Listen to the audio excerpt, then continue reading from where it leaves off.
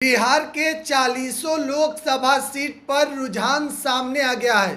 हम आपको बताएंगे कहां से कौन आगे बढ़ रहा है।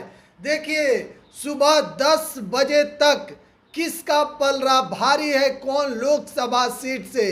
विशेष करके बात करेंगे पूर्णिया लोकसभा सीट की, सिवान की और काराकाट की, मोतिहारी की, पश्चिमी चंपारण की और शिवहर लोकसभा सीट की। तमाम कई लोकसभा सीट पर हम चर्चा करेंगे।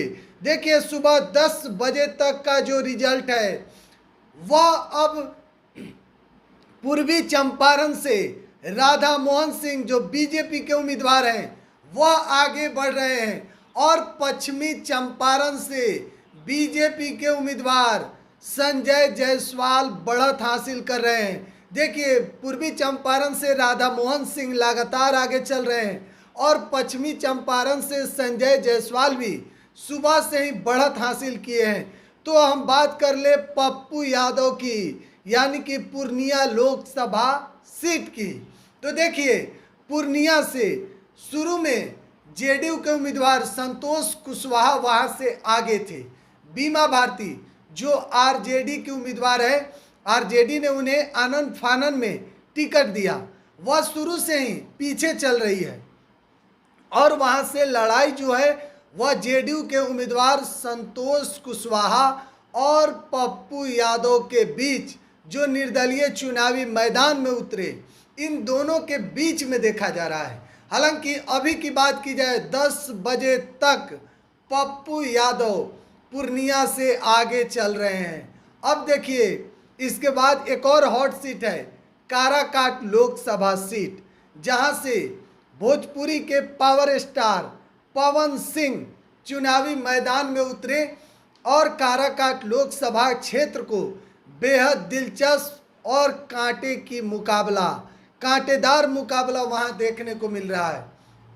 देखिए, 10 बजे से पहले तक उपेंद्र कुशवाहा जो एनडीए समर्थित आरएलएम के उम्मीदवार हैं वह आगे बढ़ रहे थे, लेकिन 9:30 से 10 बजे के बीच उसके बाद से भोजपुरी के पावर स्टार पवन सिंह आगे चल रहे हैं काराकाट लोकसभा क्षेत्र से।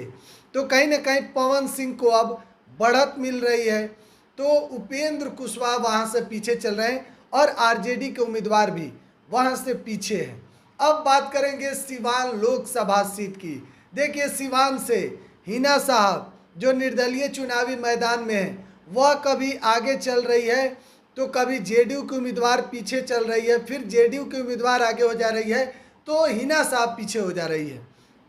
तो कुल मिलाकर सिवान लोकसभा जो क्षेत्र है वहाँ पर अभी तक कोई आगे नहीं है और ना कोई पीछे है, क्योंकि पल पल मतलब आप कह सकते हैं कि हर मिनट में एक जेडीयू आगे चल रही है तो हिना साहब जो निर्दलीय है वह पीछे हो जा रही है।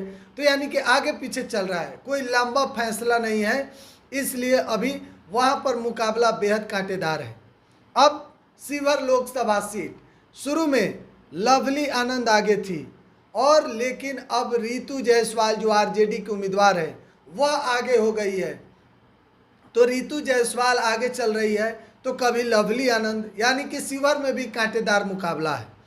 पाटलिपुत्रा लोकसभा की बात करें, जहां से रामकृपाल यादव बीजेपी के उम्मीदवार, मीसा भारती आरजेडी से, मीसा भारती वहां से आगे चल रही है लगातार। बीच में थोड़े देर के लिए रामकृपाल यादव आगे निकले, लेकिन मीसा भारती लगातार वहां से आगे निकल रही है पाटलिपुत्रा लोकसभा सीट से।